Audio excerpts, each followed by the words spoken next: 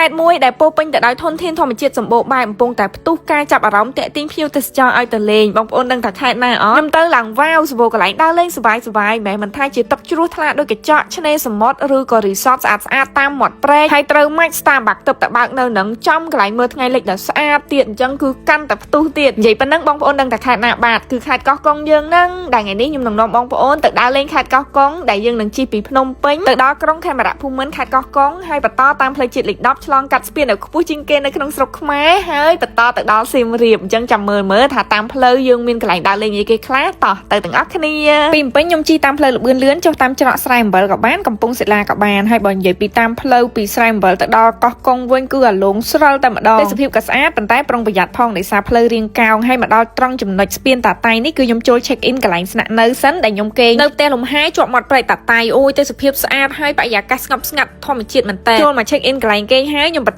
តជិះទៅក្រុងខេមរភូមិន្ទជិះពីតាតៃទៅប្រហែលជា30នាទីដើម្បីនេះគឺចង់មកមើលថ្ងៃលិចនៅ Starbucks កោះកុងនេះល្បីអូសអត់ផុតតែម្ដងទេសភាពស្អាតខ្យល់បរិយាកាសបរិសុទ្ធអីដែលសំខាន់គឺមើលថ្ងៃលិចគឺ the best ហ្មងជាពិសេសហ្នឹងគឺយើងអាចមើលឃើញស្ពានកោះកុងទៀតទេសភាពស្អាតអញ្ចឹងគឺថាស៊ីគ្នាជាមួយនឹងភេសជ្ជៈកំពុងពេញនិយមពី Starbucks មួយឆាលាយកាហ្វេហើយនិងកាហ្វេទឹកដូងពេលទៅបងប្អូនកុំភ្លេចសារផឹកហើយគឺថា live heard Starbucks កោះកុងហៀលពិតរបស់គេហើយបើអ្នកចូលចិត្តថតរូបវិញនៅ Starbucks កោះកុងងាកទៅជ្រុងណាក៏ថតរូបបានស្អាតដែរបន្តពីហាងកាហ្វេយើងជិះឆ្លងស្ពានកោះកុងតែមួយផ្លែទេយើងនឹងទៅដល់ឆ្នេរបាក់ខ្លងដែលនៅនឹងយើងអាចងូតទឹកសមុទ្ររត់លេងតាមមាត់ឆ្នេរហើយនឹងលំហែនៅតាមកញ្ចុះដែលគេមានលក់បាញ់ឆាវបុកល្ហុងហើយនឹងម្ហូបកំងផ្សេងបានមកដល់ហើយខ្ញុំចំណែនអ្នកកោះកុងហ្មងមានកន្លែងលំហែនៅជិតក្រុងមានប្លង់ថតរូបស្អាតហើយត្រូវនឹងទឹកសមុទ្រខែនេះគឺថ្លាល្អទៀតងាកមកកន្លែងគេខ្ញុំវិញបកមកតាតៃវិញណាអ្នកដែលចូលចិត្តកន្លែងបែបស្ងប់ស្ងាត់ចង់លំហែជាមួយនឹងធម្មជាតិតាមមាត់ព្រែកនេះអាចមកគេងនៅតំបន់តាតៃបានហើយផ្ទះលំហែដែលខ្ញុំមកគេងនេះគឺមានសពគ្រប់មាន4បន្ទប់មានអាងហែលទឹកមានចក្រានបាយគ្រឿងសម្ភារៈអីផ្សេងហើយជាពិសេសហ្នឹងគឺកញ្ចុះដែលនៅជាប់មាត់ទឹកអញ្ចឹងល្ងាចឡើងយើងធ្វើម្ហូបអាំងគ្រឿងសមុទ្រញ៉ាំជ្រលក់ទឹកត្រីកោះកុងបុកដោយអ្នកកោះកុងផ្ទាល់គ្រឿងសមុទ្រស្រស់អាំងទៅសាច់ឡើងផ្អែមហើយយើងក៏អាចទៅស្ទូចត្រីឬក៏ជិះទូកកាយ៉ាក់លេងតាមមាត់ព្រែកអូយបរិយាកាសនេះគ្រាន់តែនឹកឃើញចង់ទៅទៀតបាត់ហើយព្រឹកឡើងខ្ញុំក៏បានជិះទូកចេញពីរីសតប្រហែលជា10នាទីយើងនឹងទៅដល់ទឹកធ្លាក់តាតៃទឹកធ្លាក់នេះលយណាយើងជិះទូកទៅដល់ហើយយើងថតរូបពីលើទូកទៅមាន background ទឹកធ្លាក់នៅពីក្រោយជាមួយនឹងទឹកថ្លាដូចកញ្ចក់ខៀវមរកតហ្មងអូយនិយាយពីថាអូយស្អាតខ្លាំងទឹកនេះយើងអាចលេងបានទៀតខ្ញុំឡើងញ័រចង់ទៅលោតចុះពីទូកតែដោយសារទឹកថ្លាត្រជាក់ល្អពេកលើកទី1ខ្ញុំបានមកដល់តំបន់នេះនិយាយពីថារំភើបស្រុកខ្មែរអត់ខ្វះកន្លែងដើរលេងទេគ្រាន់តែខេត្តកោះកុងនេះមួយទៅតែម្ដងគឺដើរអត់សពទេនៅមានច្រើនកន្លែងទៀតយើងមើលពីលើទៅទឹកនេះគឺថាខ្វាត់ខ្វែងយើងអាចជិះទូកនេះណោះធ្លាយទៅដល់កោះកុងក្រៅក៏បានដែរបងអ្នកបើកទូកពីខាងរីសតទៅគាត់ថាជិះទូកហ្នឹងគឺទៅដល់កោះកុងក្រៅ1ម៉ោងអញ្ចឹងចាំទៅលើកក្រោយទៀតឥឡូវនេះខ្ញុំ check out ពីកន្លែងគេងហើយចូលទៅក្នុងក្រុងវិញទៅរកអីញ៉ាំហើយអត់អស់ចិត្តពីកាហ្វេ Starbucks ហ្នឹងហ្មងចូលដាក់កាហ្វេមួយកែវទៀតនិយាយទៅខ្ចប់ទុកផឹកតាមផ្លូវដោយសារត្រូវធ្វើដំណើរវែងឆ្ងាយទៀតខ្ញុំទៅតាមផ្លូវជាតិលេខ10ដើម្បីជិះទៅសៀមរាបដែលយើងនឹងឆ្លងកាត់កន្លែងដើរលេងស្អាតជាច្រើនទៀតទេសភាពតាមផ្លូវគឺប្លែកភ្នែកតែម្ដងដោយសារផ្លូវនេះគឺទើបតែធ្វើហើយលើកទី1ដែលខ្ញុំជិះកាត់តាមផ្លូវហ្នឹងខ្ញុំជិះតាមផ្លូវនេះគឺប៉ងចង់ទៅលេងស្ពានដែលខ្ពស់ជាងគេនៅក្នុងប្រទេសកម្ពុជា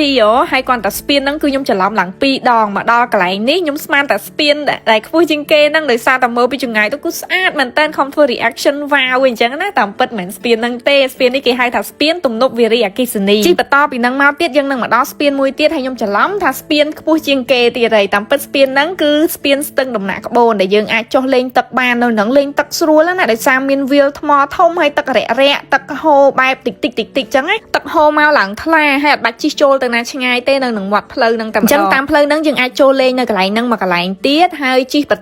ទៅទៀតទីបំផុតខ្ញុំក៏មកដល់ស្ពានដែលខ្ពស់ជាងគេនៅក្នុងប្រទេសកម្ពុជាហៅថាស្ពានដែលចូលសន្តិភាពឫស្សីជ្រុំនេះបានហៅថាស្ពានដែលខ្ពស់ជាងគេមែនគាត់ទៅមើលពីលើទៅឡើងបាសរោមទៅខែនេះយើងនឹងឃើញទេសភាពទឹកហូរក្រោមស្ពាននៅកណ្ដាលព្រៃភ្នំដាច់កតុយភ្នែកអូយមើលហើយគឺអស្ចារ្យមែនតើឆ្លងស្ពានហ្នឹងហើយយើងចូលមកដល់តំបន់អូសោមខេត្តពោធិ៍សាត់ដែលមានទេសភាពស្អាតប្លែកភ្នែកយើងអាចឈប់សម្រាកគេងនៅអូសោមនឹងមួយយប់ក៏បានឬក៏បន្តទៅទៀតមកដល់បាត់ដំបងតាមផ្លូវយើងជិះកាត់ទេសភាពស្អាតប្លែកភ្នែកជាច្រើនបើមានពេលបងប្អូនអាចចូលលេងពីមួយខេត្តទៅមួយខេត្តបានប៉ុន្តែខ្ញុំអត់បានចូលលេងទេខ្ញុំបន្តទៅដល់ក្រុងសៀមរាបតែម្ដងពីក្រុងខេមរភូមិន្ទដល់ក្រុងសៀមរាបបើយើងជិះអត់ឈប់ប្រហែលជា7ទៅ8ម៉ោងហើយដំណើរកម្សាន្តមួយនេះពីភ្នំពេញកោះកុងវិលទៅដល់សៀមរាបស្ថានភាពផ្លូវគឺផ្លូវកស៊ូស្រួលជិះអត់ពិបាកទេប៉ុន្តែជិះប្រុងប្រយ័ត្នផងកុំលឿនពេកសុវត្ថិភាពជាចម្បងដើរលេងមួយជុំនេះអីដែលខ្ញុំសប្បាយចិត្តជាងគេក្រៅពីបានទៅតំបន់ទេសចរស្អា ស្អាតគឺសុបាយចិត្តនឹងផ្លូវថ្នល់នឹងហ្មងរំភើបមែនតើដែលយើងបានសម្រេចនៅសមិទ្ធផលមួយនេះថាជាផ្លូវថ្នល់ឬក៏ស្ពានដែលតភ្ជាប់ពីតំបន់មួយទៅតំបន់មួយធ្វើយើងទៅដើរលេងបានយ៉ាងងាយស្រួលធនធានធម្មជាតិតំបន់ហ្នឹងគឺស្អាតហើយបូករួមជាមួយនឹងការច្នៃប្រឌិតនិងការបូកបន្ថែមនៅហាងកាហ្វេកន្លែងស្នាក់នៅស្អាតស្អាតសេវាកម្មល្អល្អអញ្ចឹងទៀតធ្វើឲ្យតំបន់ទេសចរគឺកាន់តែមានសក្តានុពលហើយក៏សង្ឃឹមថាមិនយូរទេតំបន់ទេសចរផ្សេ